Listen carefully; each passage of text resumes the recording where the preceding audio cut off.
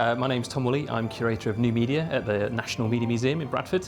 We're here today to launch Life Online, a brand new gallery that is the world's first gallery dedicated to the history and social impact of the internet, all the way from the very first experimental messages that were sent across the network to email, the rise of the web, to the modern social networking of today.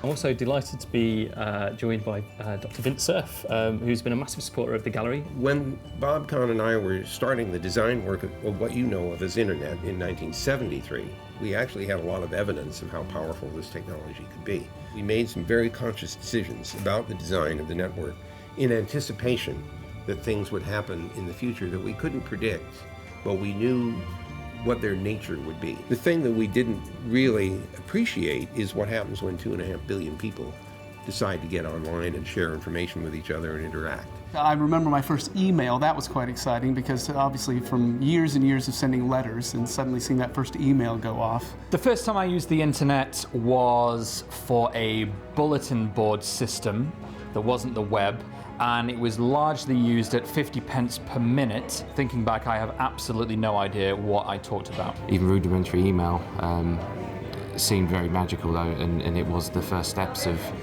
communication on a global scale, and it was, I suppose, the potential of it that seemed so exciting. I remember doing the dial-up with all the noise, the clicks and pops and bangs, and then downloading on the 512.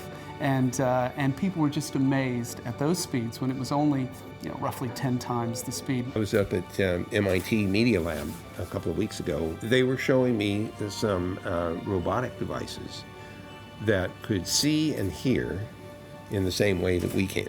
Everything we were seeing and talking about could be heard and seen by this little robot. The idea behind this is that it could become a partner in our natural human interaction. Our world is changed by being able to bring computers into the same environment that we're in, have it see what we're seeing. When we ask the question, what is that building? That's a meaningful question, because the computer is seeing the same building we are. The future of the internet, we'll see it more kind of integrated within everyday life. So I'm actually looking forward to the day where I can tell my refrigerator to start defrosting my tea before I get home. The internet is going to help technology kind of take a little bit of a step back in our lives, just kind of complement our lives rather than be forefront into our lives.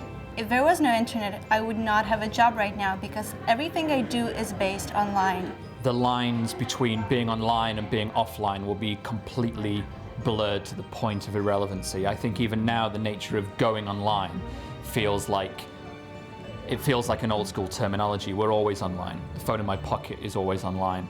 I want a partner. I don't just want a tool. And I think we are getting closer and closer to the possibility of that happening. And I can hardly wait to watch that story come out of the gallery as you document the evolution of this technology and its impact on us.